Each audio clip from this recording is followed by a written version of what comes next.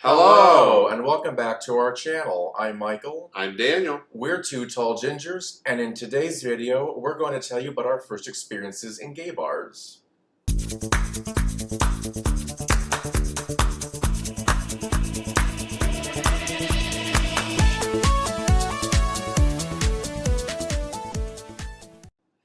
Hey everyone, welcome to our channel on this snowy Saturday afternoon. It is. We got a snowstorm coming in. Well, just a tiny one. Yeah. It's a long weekend as well. It Woo, is. woo, President's Monday's Day. off. Thank you, George and Abraham. And all the others. And all the others. Well, I don't know, this is only about them though, isn't it? Yeah. I It's mean, the month of their birthdays. So. Yeah, it's not exactly Instead of having two holidays like we used to when we were young, they've combined it into just one day. But we were very young. Yeah. Although we were talking about this the other day, since you're from Illinois, you maybe always got Lincoln. We always had Lincoln's proper birthday off. Right. It was a state holiday. Right. I don't know if they do that anymore. But Well, that's a good question. They just have Casimir Pulaski Day. I'm not Anyway, sure they that's do that either. well, I don't know. In Chicago, they do. They still do. I think so. They might. We could have researched that before this episode. Well. Oh well, you know, life in the big city. We're flying with the seat of our pants here, so that's how it is on this channel. But anyway, yeah, in Massachusetts, we have long had the President's Day holiday, and so it's a 3-day weekend. Yeah. And you know what that means for the gay boys? A chance to party. Well, there is an event tonight at one of the clubs, and we're thinking of going out. And we thought, well, you know, let's talk about our experiences with gay bars. Yeah, our first experiences and any other things we wanted to mention. So, who's going first? I guess I can. I don't have that much to say. Okay. So, but my first experience in a gay bar was back home in Bloomington, Illinois. We do actually have one gay bar called the Bistro. Okay. And it's a nice little bar. It's nothing super special, but it's right downtown. And I don't know, I didn't start going right when I turned 21. I guess I was a little older after I was all moved out on my own and so forth. But I just went down there one time. I thought, well, why not? You know, I'll see what it's like. And it is a nice bar. They've got a couple cages for go-go boy dancing type situations. Yeah, and a nice little bar area. I don't know, it's just in an old building, it's all brick. It's fun. It's not if you're used to like clubs in a big city, it's nothing to compare to, but it's just a nice little bar. I mean, has it had its share of controversy over the years? Have people singled it out for this, that, or the other thing? No. I mean, they pretty much fly under the radar. They don't fly any pride flag out front or anything like that. People, so how do you find out about it as a gay bar? It's pretty much just, the gays just know that that's where to go. And so what if straights walked in and didn't realize that it was mostly for gays? They'd figure it out quick? It's pretty much open to anyone who wants to be there. I see. But it is like the gay bar. You do see straights in there sometimes, and it's perfectly fine. I guess they figure it out by guys sitting around making out, or well, that's a clue, isn't it? You know, guys go dancing in the cages, or that's another clue, or what have you. Yeah.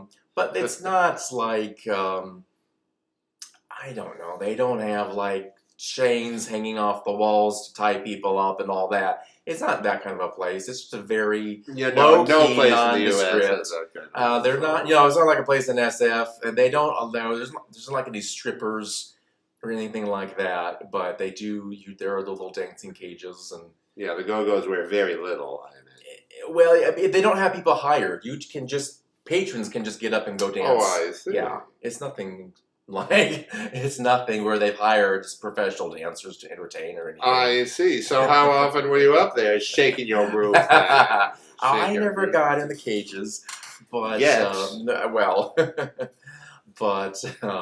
no, I went there a handful of times. I wasn't like a regular bar fly or anything, but I was in there probably a dozen or so times over the years. And like I say, it's just a nice little bar. I'm glad they have it. Yeah. You know, for a relatively decent-sized Midwest town, Yeah, I know it's about 80,000 people or so. It's not a big city, but at least the fact that we have a gay bar, I thought was great. that's got to be a good You thing. know, and people aren't protesting it. There aren't any. That's good. Yeah, I mean, it's not. It's a college town, so you know, Yeah. we're used to a diversity of people, so it's not like a big deal. There could be more, probably, you know, more presence, more openness, but I'm just impressed that we've got Yeah, a yeah, gay bar. absolutely. But yeah, it's a nice little bar. If you're ever in that part of Illinois, stop in. Look it up. Yeah, definitely the Bistro. Hey, if It's it's a nice still place. open, which we should have researched. Well, before yeah, this I don't episode, even know. we'll put the link below. I'm guessing it's still open. I'm hoping it's still open. I mean, Could have looked. Bloomington Normal has a pretty substantial gay community. Mm, You know, that would give it enough support to mm. keep it going. But I'm hoping. Well, cheers to that bar. Yes, We're cheers. having a Cheers to all the queers. we're having a turn yours the other way so that they can't see it. Yeah. Well, okay. So I don't know. We don't know whether you can. We are having a Truly We're having a seltzer. seltzer. We're not sponsored by Truly's, but hey, you know what? You want to And you know what? It's reach not out. even really Truly. So there you go. Boy, we timed that badly, didn't we? Because Isn't it? It's we both Oh, took it's a not. sip at the same time. Dead air smells bad. Guess what? We're not drinking Truly. We normally drink Truly's. I guess that's why I said we're having Truly's. We have Trulies, we have White Claws. We like the seltz here and there. Yeah, we do. This one's from the Polar Beverage The Company. Polar Company, which again we're not sponsored, but hey, Polar, Hit us up if you want. happen to see this and you want to give us some sponsors, help us out. We would not say no. Though we don't ski, so we won't be at Wachusett. No, They own the thing. The ski Yeah. area is owned by the Polar people. Right. Does everyone know that? that's a thing out here in Anyway, Massachusetts. so the first time I remember going to an event that was more gay than not, I didn't realize that that's where we were going. Oh, sure. So I said to him that I have a few stories that I could tell. So here's one story. I didn't turn 21 until my senior year of college, and I didn't have a fake ID or any of that. Now, that's not to say that this young man did not imbibe alcohol Before he in was college 21. before he was 21, but none of us in my friend group, for whatever reason, like, had the urge to go drink in a bar fakely before we were, or go to a club before we were of the correct age so to do. So anyway, after my semester in Tennessee, my first semester of senior year, and then I was back in Wisconsin, and one Sunday night, I think it was, some people wanted to go to Green Bay to go out. Now, this was a whole new thing. Like, we didn't really go out. Like, I went to a tiny college, 1,200 students, Appleton, Wisconsin, Lawrence University, shout out.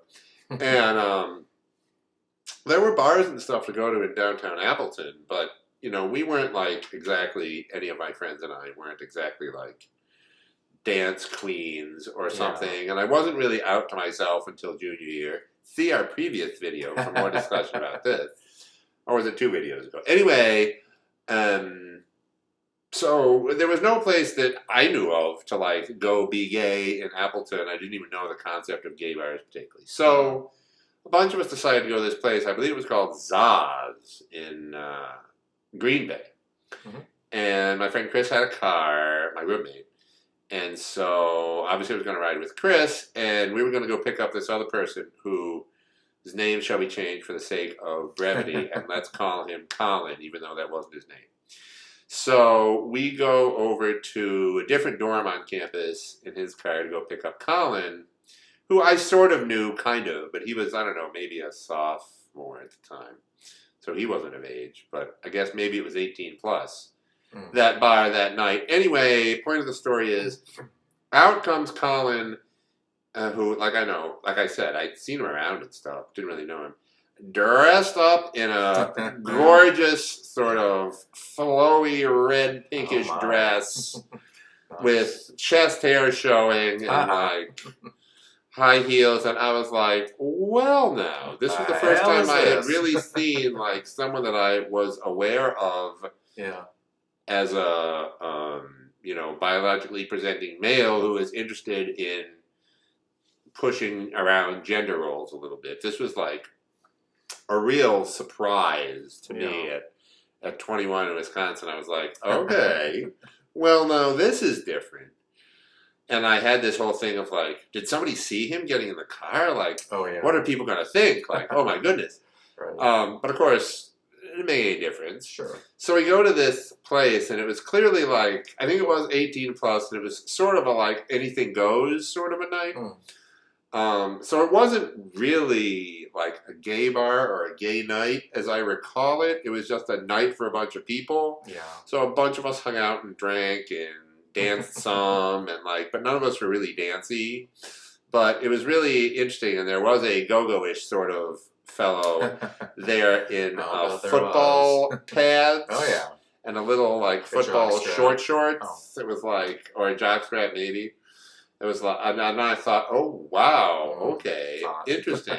I inadvertently had my first sort of gay bar experience, but I didn't really have my sort of real one, like going on my own to a gay bar until I guess when I got back to Boston after college and I went to Paradise.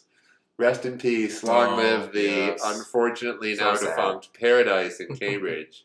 He's sad about it. He never even got to go. I know. But so for those of you in the Boston area, you remember that Boston used to be a lot more gay bar fun than it is now. And so God knows what we'll say 10 years from now. But Paradise was a place in Cambridge that had an upstairs and a downstairs that was only open on the weekends for dancing in. And the upstairs had a sort of like, well, when I first started going, there was a pool table in part of the upstairs that was usually covered over so go-go's could dance on it. And then there was a little stage, and then they took the pool table out, renovated the stage, and made a little walkway out into the crowd a little bit. But it was just sort of a neighborhood bar. The reason I started to go there and liked going there is because it was a bar in Boston that had a bunch of different beers on tap that was for gays. Yeah. And many, many other gay bars and clubs in Boston had either no beer on tap, or like a different place I used to go had, for a long time, they had Sapporo on tap. And that's it. Oh, God. Well, like, I mean, okay, maybe. But at that point in my life, I was more interested in the beer than in cocktails. The hard liquor. Yeah. Cocktails. Oh, my, how times have changed. Oh, my, how times have changed. We all love a good hard liquor That's now. right. Hey! So, yeah, so I don't actually really like... obviously, there was the first time I went to Paradise, but I don't really remember it. I just remember any number of different times in Boston or other cities, the experience of going to a new gay bar for the first time. Yes, and that's so full of butterflies. Yeah, and you're like, for sure. Especially for some of them, you're walking along, you're like, is this the one? Is this the one? Which door am I supposed to go in? Right. You don't want to get the wrong one, because then you'll pay a cover to go to a place full of straights. Right. And then once you get inside the bar, you're like looking all around like, where do I belong? Wait, what goes on here? Where does this part go? Where does this part go? If you've been in Chicago, you know Roscoe is in Chicago. Oh, that part like goes on, and like around a corner there's a dance floor over here, and then there's another part. So like different gay bars to go in and look at. But so yeah, I don't have a like strong memory of my first time at Paradise. But you said you didn't become a regular at the Bistro. I was pretty much of a regular at Paradise for a while. Every week. We were a weeker. Oh, yeah. And during the week. It was a fun place to go during the week. In a way, fun. Like Tuesday nights, say, at Paradise back in the day, in the wintertime. Yeah. There'd be like the bartender, 10 patrons, the go-go, and you. And sometimes 10 was an overstatement. No mind. But it was just fun, just a good place to go. The crowd was diverse, interesting. You know, older people, younger people, you know, fitter, less fit. Everybody seemed to go there on some basis. That's great. And I vividly remember sometimes at Avalon, too, back in the day in Boston, which is where House of Blues is now. That was a lot of fun on Sunday nights. I'll bet it was. But, yeah, you know, the bar scene has changed a lot, right? There's a lot fewer of them around. Right. There used to be this place called 119 Merrimack on Merrimack Street, over by where the new courthouse is. And my ex from a long time ago and I went there New Year's Eve one time. Oh, my. It was not a fabulous place to spend New Year's. It was a fine bar and all that. But I would have wanted to have done something else. But, yeah, so those are a couple of my first gay bar stories, which aren't really like that great of stories. I don't really remember the first time exactly, but just the exhilaration of being around a lot of other people who are similar to you. Sure. You know? Finally being around, your own kind. Right. You want to say that? Right, exactly. Yes. In a group of folks who know what you're looking for and you know what they're looking for. I don't mean like looking for.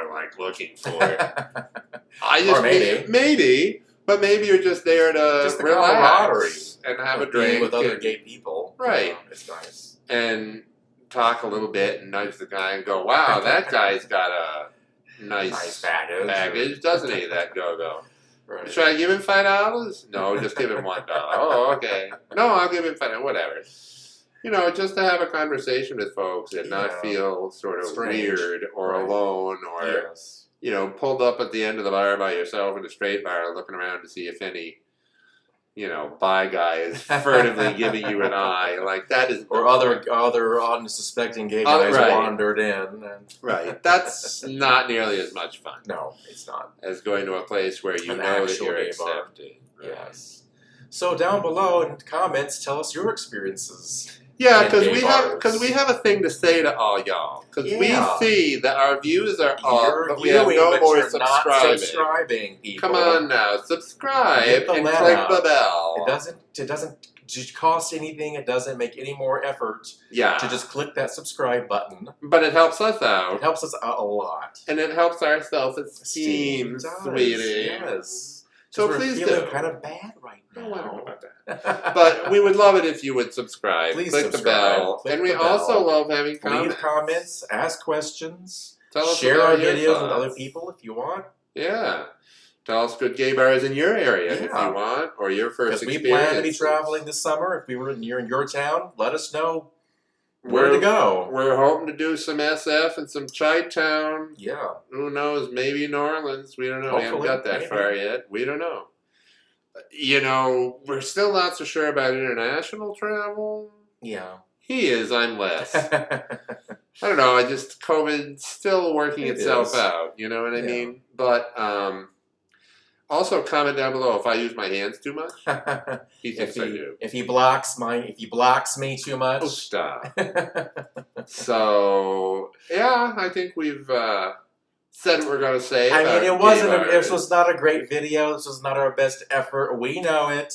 Don't say that in the video. We're going to have to cut all this out. No. We're just being honest here.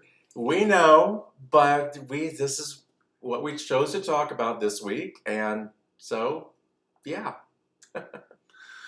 Hope you have a great week, and we'll make sure to see you next time. That's right, and tune in, and again, subscribe, share, like, leave comments, and ring our bell, peeps. Bye. Bye.